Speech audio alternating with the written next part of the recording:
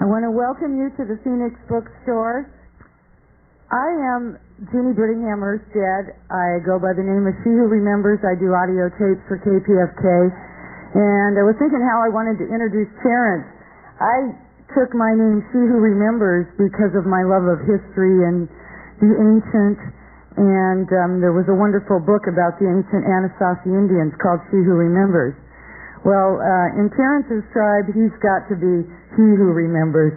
And I told my kids I was going to see a wonderful storyteller tonight. So I'd like you to all help me in welcoming Terence McKenna.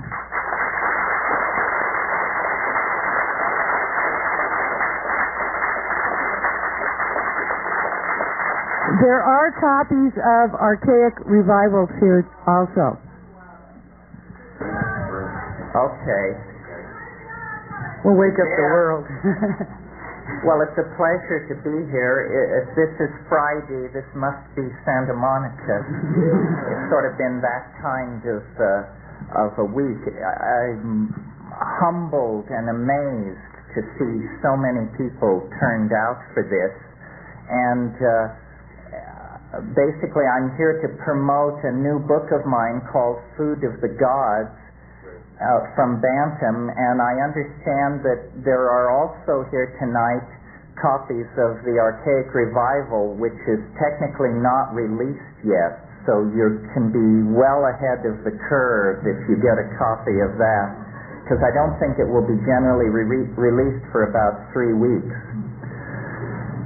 So, let me just say a little bit about this book that I've been working on for a couple of years, and then we can talk about it for a half hour or so, and then I'll sign copies for the hardcore, so to speak. What I wanted to do with this book, The Food of the Gods, was I wanted to set down in as careful and as well-documented a fashion as possible the argument for looking again at the impact of psychedelic plants on human evolution, on the emergence of all of the higher qualities that we associate with our own unique species out of simple animal organization.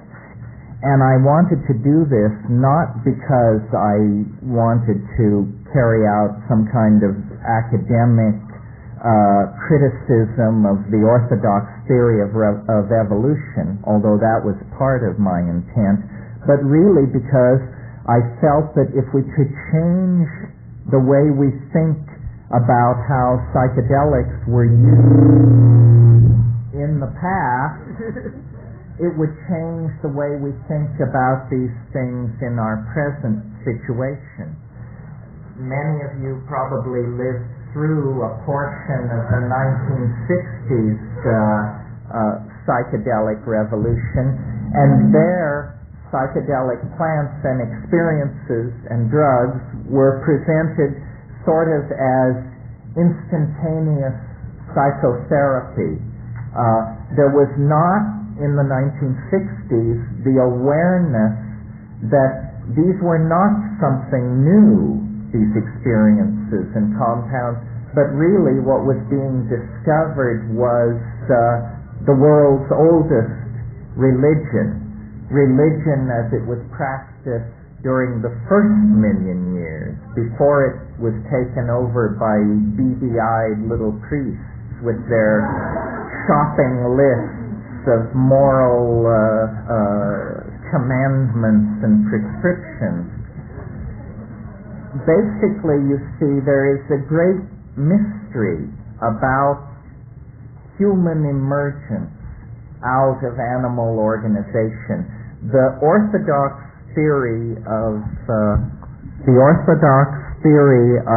evolution works very well for explaining how higher plants emerged out of simpler plant forms, how higher animals emerged from lower forms.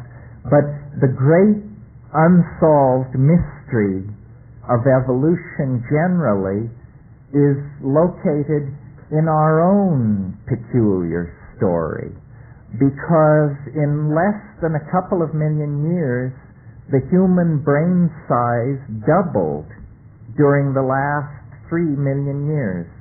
This has been called the most explosive development of the organ of a higher animal in the entire evolutionary record. And so then the question becomes, what was the cause? What was the detonator? What was the catalyst which literally revealed the presence of the human soul floating on a platform of primate organization? And the case that I have made is, I think, very simple, very easy to understand, and has deep implications for how we live our own lives today and how we organize our societies today. It's a very simple 3-step process.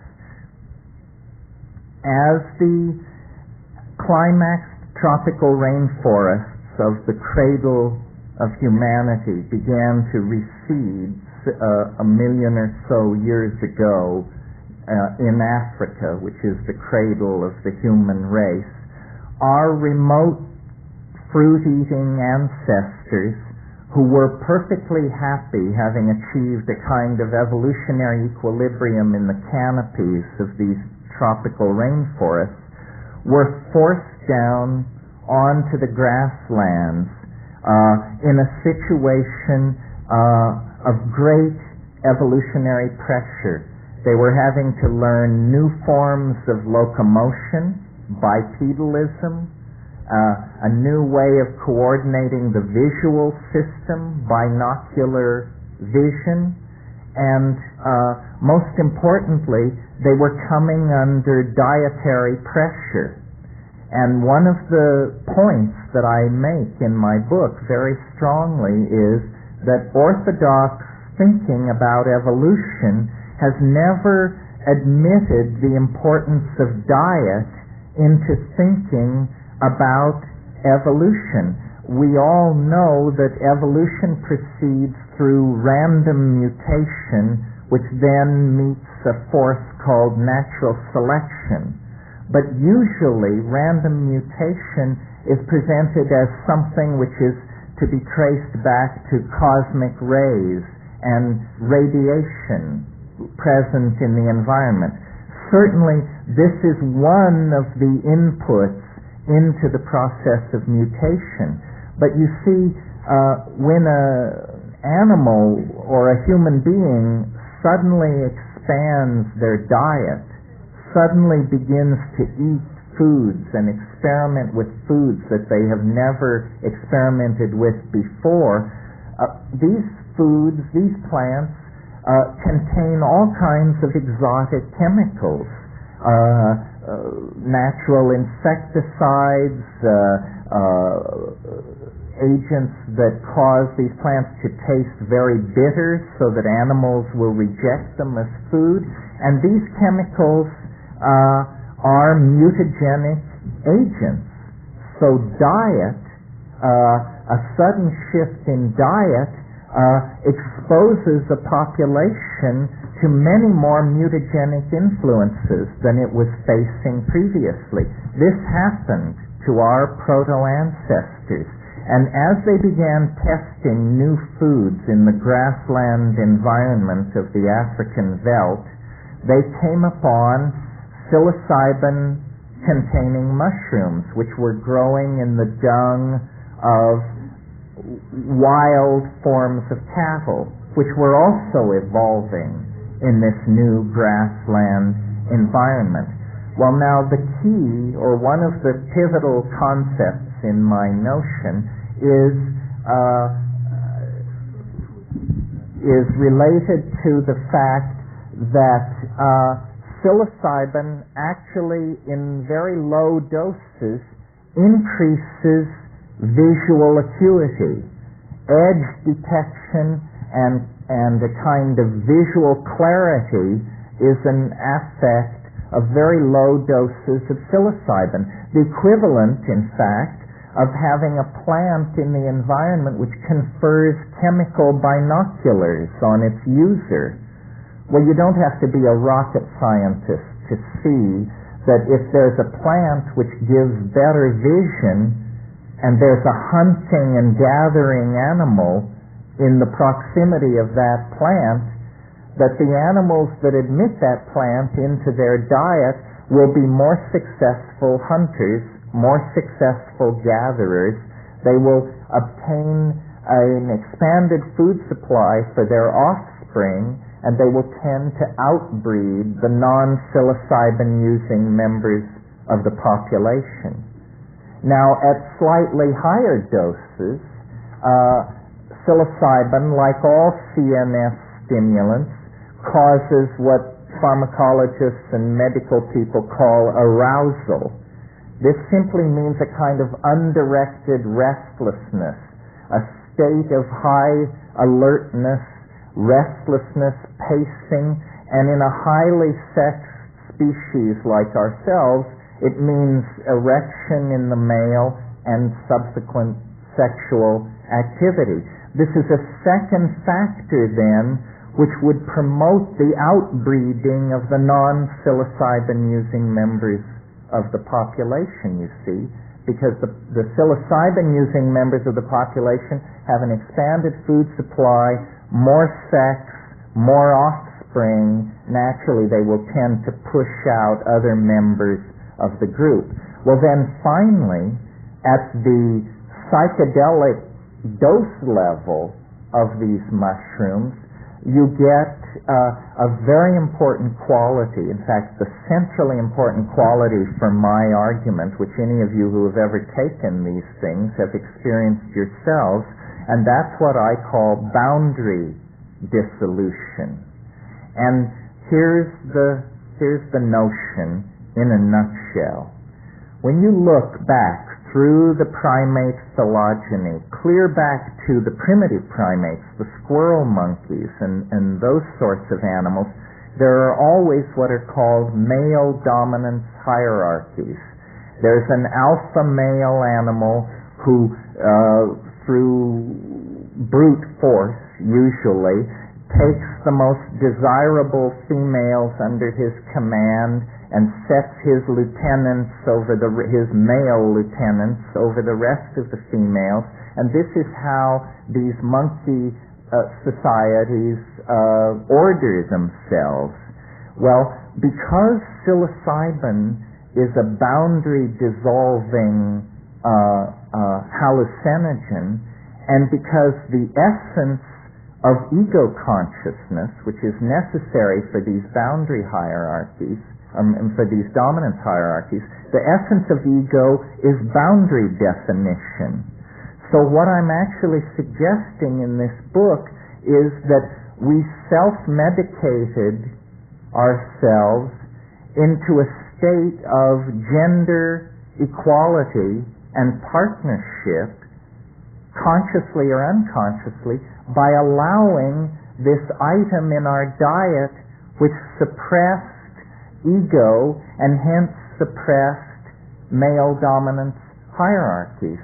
And so the ordinary momentum of primate evolution was interrupted, and for a period of about, who knows, pick a number, somewhere between 15 and 50,000 years, ending about 10,000 years ago, we actually lived in a kind of paradise where human beings were at equilibrium and in balance with the earth, where men and women were in balance with each other, and I should have mentioned this sexual arousal which went along with the mushroom taking promoted a style of orgy, probably at festivals which were lunar. At the new and full moon, everybody basically just jumped each other's bones in a big heap. And the social consequence of orgy as a social style is that it makes it impossible for men to trace lines of male paternity. This is very important. There is, in a society which practices orgy, no concept for men of my children. There is only the concept of our children, meaning the tribe, the group. So male loyalty goes toward the group. And this is very important because once men discovered male paternity, they discovered ownership of hunting grounds, food supplies, women, you name it. And it tended to feed back into the formation of the ego structure. Well, and so I believe that really that was the golden age of humanity, that we all long for and have a great poignancy for, that has even been called the nostalgia for paradise. I believe we have this nostalgia for paradise because we are the victims of a fall. You see, what happened was this African grassland environment, which was necessary for the ecology of the mushrooms, and therefore necessary to maintain this partnership paradise, eventually it all dried up. The Sahara turned to desert. These people were forced out of Africa into the ancient Middle East, and we fell into history. And this is the moment at which agriculture was invented. Agriculture, because you have to stay in one place and tend the crops and defend the surplus of these successful agricultural efforts, means the end to nomadism. It means the birth of cities. It means the creation through surpluses of classes of those who have and those who have not. It promotes kinship. It creates the need for standing armies. You can tell the drift here. All the institutions that we associate with male oppression, with hierarchy, with dominance, come into play at that point. So I don't want to spend too much time on this, but just in a nutshell, that situation is the situation in which we were born and came to consciousness. The paradisical situation of gender partnership that then dissolved. It was really a return back to the earlier primate style of male dominance and hierarchy when the mushroom was no longer available. We returned to our old monkey ways, and we have been practicing those monkey ways ever since, even as we reach toward the sequencing of the human genome, the exploration of the solar system, the exploration of the heart of matter. Nevertheless, we do it from a psychologically damaged perspective. Now, the question of drugs. Why, as a species, are we so obsessed and so addictable to so many things? There are a few animals who will break into a compound for fermented fruit or something like that, but we addict to dozens of substances and behaviors. Well, I believe that you can make an analogy to a person who was abused or traumatized as a child. The entirety of human history has been acted out in the light of the traumatic severing of our connection into the Gaian mother goddess planetary matrix of organic wholeness that was the centerpiece of the psychedelic experience back in the high Paleolithic. In other words, the world of hallucination and vision that psilocybin carries you into is not your private unconscious or the architecture of your neural programming, but it is in fact a kind of intellect, a kind of being, a kind of Gaian mind. For Paleolithic human beings, it was the great goddess.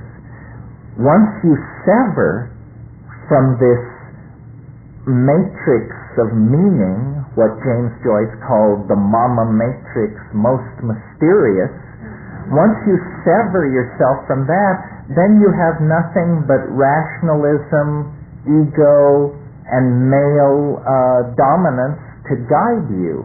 And that's what has led us into the nightmarish labyrinths of technical civilization, overpopulation, classism, racism, sexism, propaganda, so forth and so on. All the ills of modernity.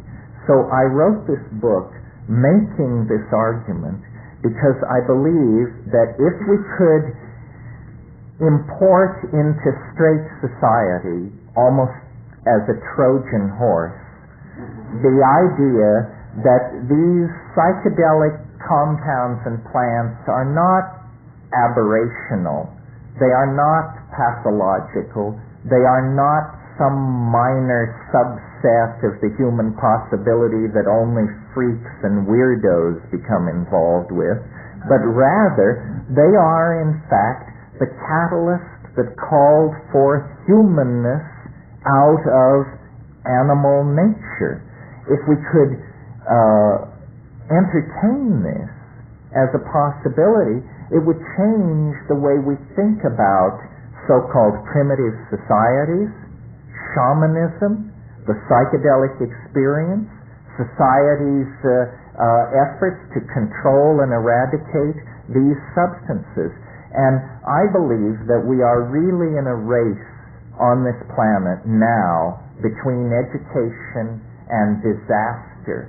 And it is the momentum of the ego that threatens to shove us over the cliff into Armageddon. Famine, overpopulation, you can kiss goodbye to democratic values. We are all going to live in an Orwellian anthill if we don't, what? Change our minds. We have to change our minds on a dime. I'm not talking about a 500-year program to slowly straighten things out. We have, I believe, less than 30 years to come to terms with the dissolving ozone hole, the toxification of the oceans, the greenhouse effect, the spread of epidemic disease, the rise of fascism, the relentless efforts of the free marketeers to deal products in every corner of the planet. We must change our minds. And what we have to do is have recourse to these same shamanic plants and shamanic practices that allowed our remote ancestors to come to terms with the mystery of being and their situation on this planet vis-a-vis the rest of nature. So I think it's very important at this time to make this argument as clearly as possible, to launch the idea into society and let argument and debate rage. Now you may think that I'm proposing blowing up some already existing edifice of theory about how human beings came to be. This is not the case. As a matter of fact, orthodox anthropology hasn't a clue. We are the fly in the soup of natural science's explanation of the evolution of species. It's easy to understand how one kind of hummingbird emerges from another. It's not very easy to understand how creatures that build something like Los Angeles can emerge out of creatures who hunt ants by sticking grass stems down their holes, you know. We represent some kind of primary break with nature at the animal level. And I believe it's because we have a symbiotic relationship with all of nature. We are wired for this. There are drug receptors in our brains, in our physical brains, that have been carried along for 1,000 generations without really being called into use. But now is the time. If we really believe that these things expand consciousness, then we must study them, use them, apply them, because it's the absence of consciousness that is creating a terminal crisis, not only for us as a species, but for every living thing on this planet. And I think the psychedelic experience is as much a part of being alive as sexuality, language, the things which fulfill us and give meaning to the human experience are left incomplete and impossible to assimilate if we don't place the capstone on the edifice of our being in the world. And the capstone on that edifice is our right, our obligation, and the privilege of dissolving our ordinary ego boundaries and merging with the mind and purpose of the planet. And this is what I was trying to say in the book, and this is what I hope I'm able to communicate to you this evening. Very well. Thank you very much.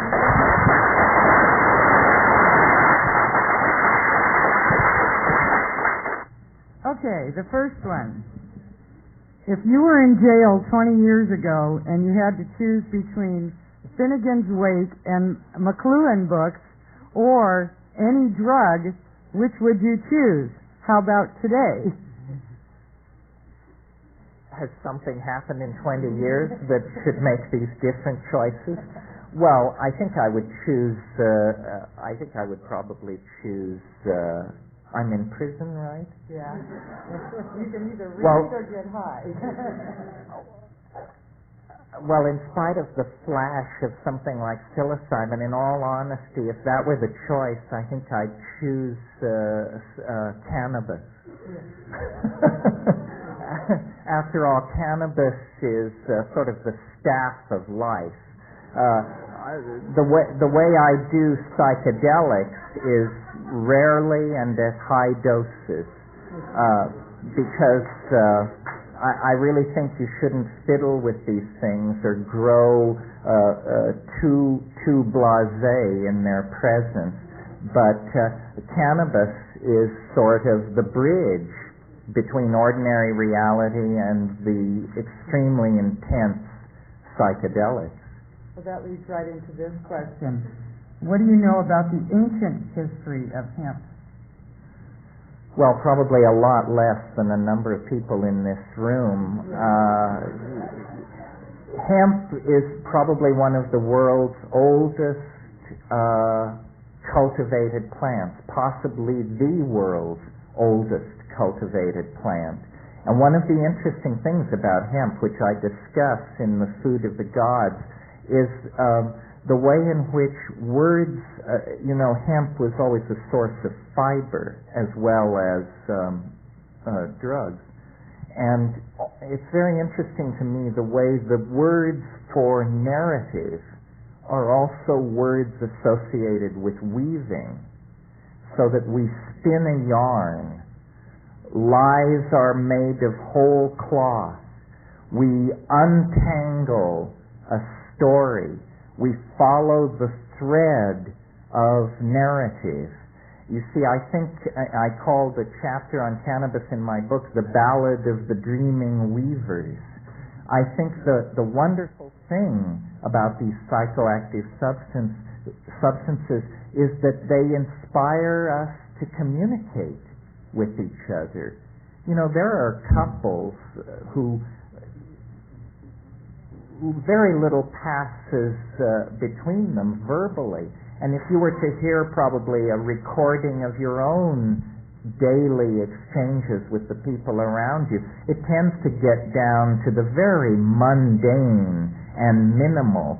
You have to sort of stimulate yourself for there to be a flood of intentionalized verbal communication. And this is what melts barriers between people. I mean, communication is real. It allows one mind to flow into another. It allows viewpoints to leap from one soul to another. I didn't talk about it in my little remarks at the beginning, but I really believe that psilocybin and its cousins were probably responsible for the emergence of language.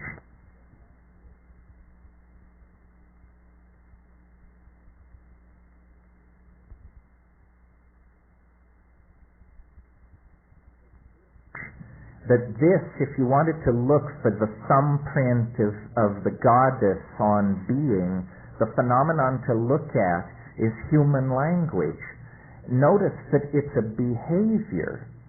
If someone is keeping their mouth shut, you can't tell whether they're a verbal person or not. But once someone starts to talk, it's the most extraordinary kind of human behavior. It's that thoughts are downloaded into a symbolic notation composed of little mouth noises, which then sail across acoustical space and are reconstructed in the brain of the listener, so that these thoughts are magically reconstructed in the brain of the listener. We take this for granted, but when you analyze it, it's an extraordinarily mysterious, almost you could say supernatural power, which we all exercise all the time. And I believe that this is something which these psychedelics kick-started in the neural architecture of our remote ancestors. Terence, what would you consider to be a sufficient 5 dried grams of Stropharia cubensis. And what I would urge you to do is, if you think you're a sophisticate, buy a scale and weigh the dose that you've been calling good enough. It may stand your hair on end, because there are a lot of people running around who think they know what the psychedelic experience is about, who have only scuffed their feet on the doorstop, haven't even entered into the atrium, let alone explored the cellar, the attic, and the basement of these places. Are there any legal plants that you are aware of that contain DMT? Oh yeah, there are a number of plants that contain DMT. The problem is to find one that contains enough that it's worth your while to try and do something with it. Currently, the hot one on that grocery list is a plant called Desmanthus illinoisensis, the Illinois bundleweed. It's interesting that it's called bundleweed because there's no history of human usage, but as many of you probably know, a bundle is what a Plains Indian shaman calls his mojo bag. So the fact that it's called bundleweed is fairly suggestive. The outer bark of the roots of that plant contain a very hefty hit of DMT, and you can order it from various exotic plant companies and can experiment with it. DMT has to be smoked. If you take it orally, it will be destroyed by an enzyme in your intestines, so it has to be smoked in most situations. At the end of your book, Psilocybin Magic Mushroom Grower's Guide, there is an ad for ordering cubensis spores. It says, void where prohibited, California. How can we order them in California? Well, I guess you have to have a friend with a post office box out of California. If you're wondering why California is the only state in the union that has made psilocybin spores illegal, because you see, the spores contain no psilocybin. It isn't illegal because it contains psilocybin. It's illegal because you can grow mushrooms from it. It's because there was a clown a few years ago, maybe he's still around, this guy Ken Matty, and he was defeated in the Republican primary for governor a few years ago. He was defeated because he admitted that he years ago had had a puff of marijuana. And so after his defeat in the Republican primary, he went to his staff and said, "I've got to get some anti-drug legislation associated with my name. See what you can come up with." And the best they could come up with was a pissant bill to make mushroom spores illegal. So we all have the privilege of living in the only state in the Union that has seen fit to guard you from this hideous menace. If hallucinogenics caused mutations in the consciousness in the past, do you think they are doing so in the present? And if so, or if not, what do you see as the future of consciousness? Well, the human physical form seems to have stabilized about 50,000 years ago, right around the time that language began to emerge and culture began to take hold. And it's thought that once you possess language and culture, then mutation is transferred into the cultural domain. That's why we haven't changed physically very much in the last 50,000 years, but our cultural changes have just been lightning fast. I mean, we have fashions which don't even last 6 months before we move on to the next one. I think that the way I think about these psychedelics is that they are like catalysts for the imagination. And what that means specifically is they are catalysts for language. Language is somehow the new body of mankind. And so what we have to do is change our language. And some of you who lived through the 1960s probably know that the major legacy of the LSD era still with us is that it empowered certain shifts in language, certain concepts that previously couldn't even be articulated. I mean, these things come in for a lot of being sneered at by straight people, but nevertheless, notions such as the vibe of a situation, or ego tripping, or laying a guilt trip on somebody. I can remember, in most cases, the very first time I ever heard each of these phrases, and how it was like something clicks in your mind. You say, I don't understand what this person means, and then you say, oh, they mean something that I never before knew how to indicate. And then you try it out and use it yourself. We cannot evolve any faster than we evolve our language, because you cannot go to places that you cannot describe. So somehow the description comes first. The compass needle must be set on a linguistic goal, and then the culture can be steered in that direction. And I think that part of the way I see my book is I'm introducing new linguistic models for reality and human evolution. And if they are good models, I believe ideas are just like animals. They compete in an environment of natural selection. The good ideas, the swift and strong and clean ideas, will triumph over the slow, the muddled, and the incomplete. And so if we can articulate our devotion to the psychedelic experience, if we can articulate its importance and its transformative power, then we will eventually be able to place it on the social agenda, and then we will be heard, but not if we don't articulate our intent. What role does ayahuasca play in our planetary and human evolution?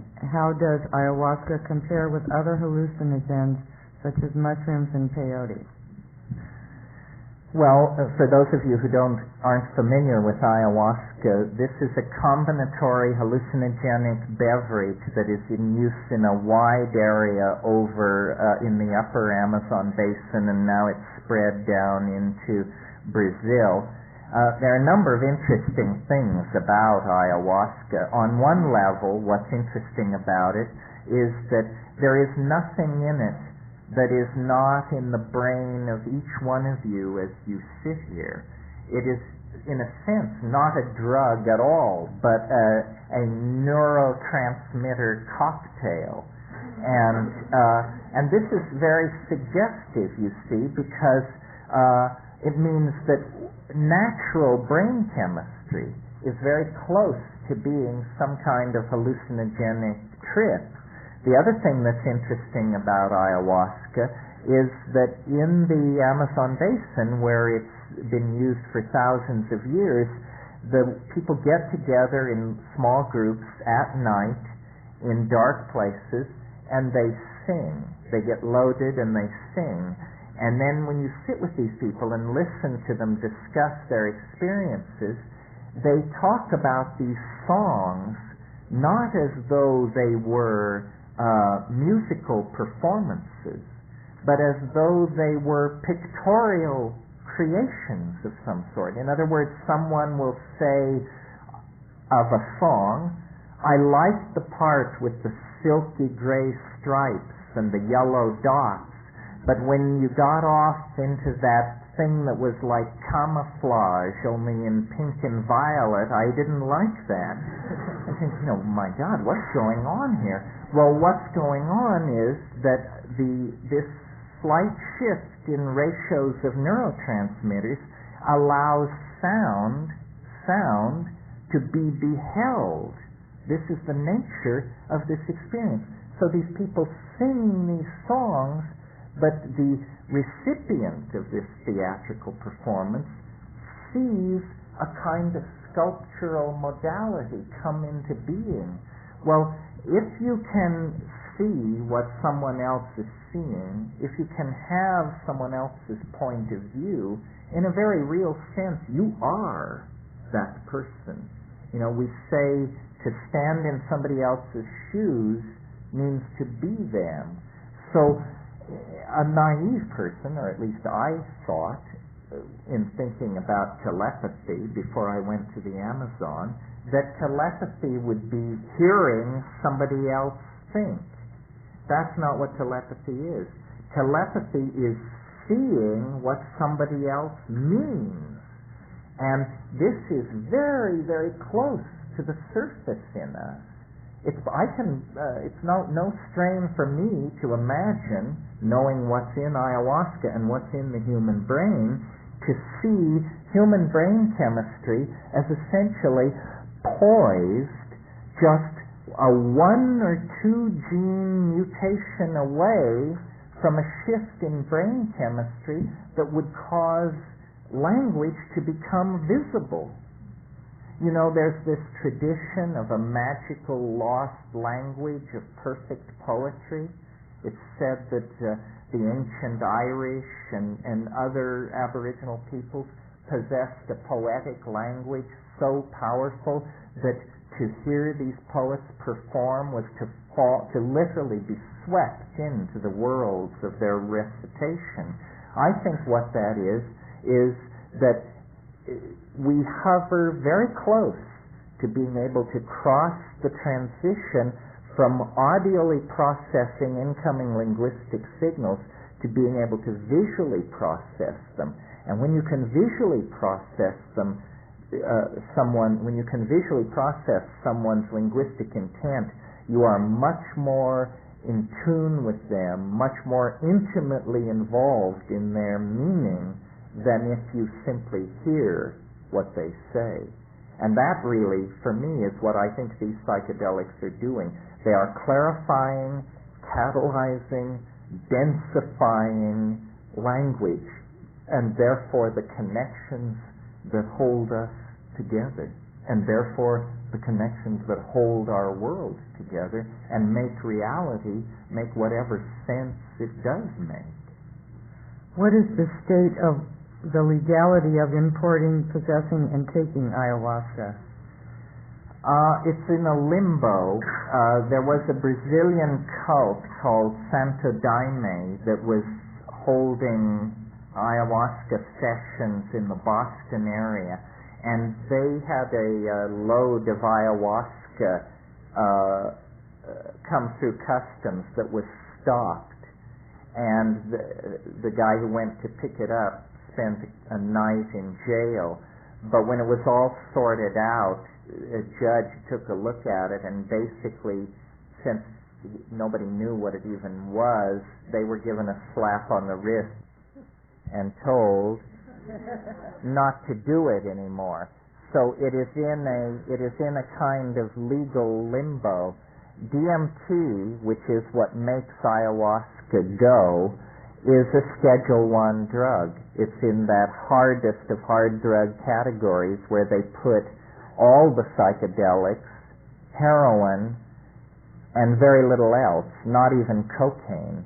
The definition of Schedule I is no medical application under any circumstances, and cocaine is used in certain kinds of eye and throat operations, so it has a medical application. Drugs like psilocybin and DMT were made illegal in 1966 and 67 without any scientific evidence being offered that there was anything wrong with these things, without any record of emergency room admissions or any medical problem whatsoever. It's possible, if someone had sufficient energy and money, that these cases, these matters could be raised again with the law, and they would have to show why these things should be illegal. It was basically a moment of general social panic brought on by LSD hysteria. You know, it's Tim Leary. I give him credit for this, although he always tells me he can't remember saying it. But I believe that Tim Leary once said, LSD is a drug capable of causing psychotic behavior in people who have not taken it. And this is what happened in the 1960s. A whole bunch of people were driven psychotic by not taking LSD, and they made it illegal. How do we translate these ideas politically? I'm active with the Green Party. How do we change people's minds? Give them a Terence tape. How do we translate these things politically? Well, one way is by coming out of the closet. I mean, if you look around you, we look pretty much like everybody else walking around on the street. We've self-selected to be here tonight because of our interests in this subject. But in the same way that black people had to get their act together, gay people had to you get no respect in this society unless you stand up for what you believe in. And too many of us have been hounded into silence and paranoia on this psychedelic issue. I mean, the just say no mentality and the oh, how could you approach to people who take psychedelics. I think we have to be a little more strident, a little more visible, and then paradoxically we have to deepen our own commitment to these things by striving for ever more heroic doses, ever deeper penetration into the mystery. So that will both strengthen our social core and then our willingness to be forthright about what we stand for and believe in will bring other people into this. One of the most satisfying experiences that I have as a public person is when, after giving some kind of a talk, somebody will come up to me afterwards and say, I thought I was crazy until I heard you talk. And now I realize there are at least two of us. Well, there are hundreds of us, thousands of us. The realities that we are talking about are real. It ain't pathology, it ain't hallucination or delusion or social irresponsibility or all this other malarkey. It's the lost continent, the lost other half of the human mind. And as long as we ignore it, pretend it doesn't exist, or are somehow cowed into keeping shut up about it, then we are infantile. We accept a kind of big brother umbrella over our reality.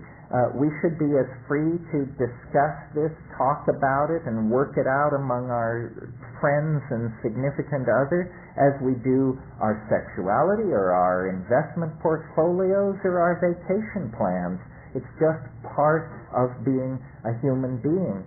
And many of you, I'm sure, have heard me say to go from birth to the grave without having a psychedelic experience is to me as creepy a notion as to go from birth to the grave without ever having a sexual experience. It means you led a life of self-chosen infantilism and ignorance. And that's not what life is for. Life is some kind of moment suspended between eternities in which you may have a real opportunity to get your shit together and figure out what's going on. But if you run around saying, not that experience, and God forbid that experience, and I don't want to go there, well then they'll just plant you and lower your box, and you'll be another person who never quite got their act together. This is not what we're striving for. We want life to be as rich, deep, complete, high as possible. Do it. Maybe you just answered this one.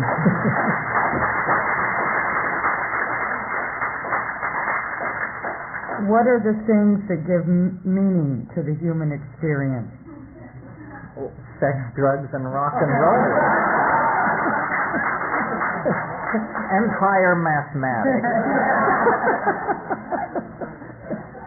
Do you think hallucinogenics should be used for initiating young people into adulthood?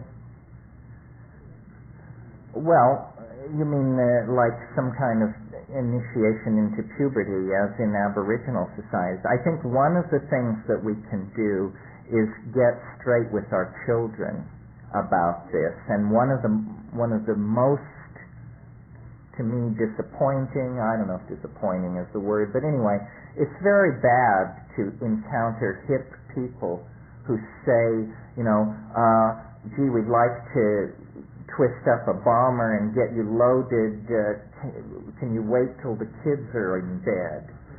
In other words, these people are living some kind of schizophrenic existence. They can't get straight with their own children about their relationship to consciousness alteration. And I think that what we need to do is be able to be proud enough and forthright enough about what we're doing to hand this stuff on to our children in a responsible manner. It's far better to get your kids familiar and able to navigate with something like cannabis than to turn them loose in the world of high-density media images, alcoholism, speed, tobacco, so forth and so on. If we can bring our children up in an acceptance and a sense of being comfortable with these dimensions, then we really have performed a great service. I dare say there are probably only a handful of us in this room who learned about psychedelics from an exemplary set of parents. I certainly didn't, and imagine what a difference it would have made.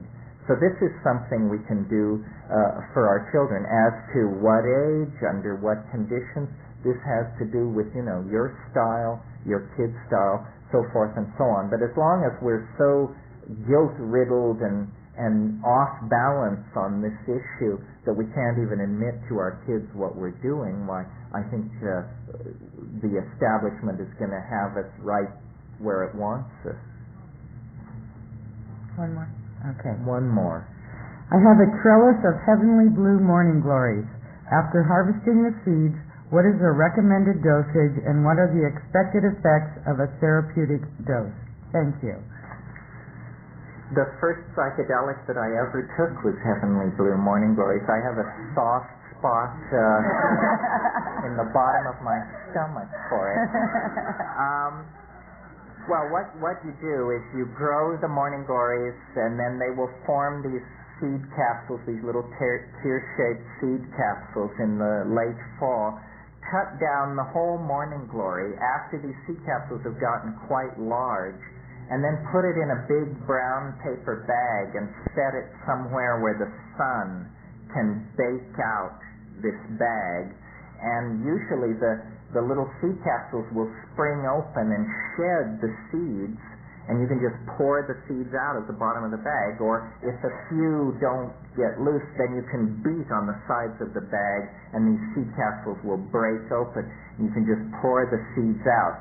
Now, Morning Glory seeds do contain an emetic, a sickening agent called estercumarone, and that's going to cause you some nausea in the first hour. And what you do is you take, and now this is a committed dose, we're not talking, we're talking, this will definitely rivet your full attention. Take about 225 seeds, grind them up in a coffee grinder or something like that, and I always used to put them into a milkshake or applesauce, because what you end up with is a dauntingly large pile of kind of crumbly, dry, bitter, evil-smelling stuff, which you've got to get down. So put it into some applesauce or something like that, and then on an empty stomach, in silent darkness or out in nature. And this is not to be underestimated. This is not some kind of, gee, if only we had the real thing kind of strategy. This is the real thing. And wonderful hallucinations of, in my case, the motifs of the Toltec and Aztec civilization that actually utilized these things, which, raises other questions we could discuss another time. But that's a word of caution. Don't go out now and buy a bunch of packages of these Morning Glory seeds and grind them up and take them, because these weasels who sell these seeds have soaked them all in a poison. They soaked them in a poison, a fungicide. It says right on them, not for human consumption. They're not just whistling Dixie. That's why you have to grow your own crop to get a clean crop of these things. And then you have a ticket to ride. Thank you very much. Thank you, Terence. I want to thank the Phoenix Bookstores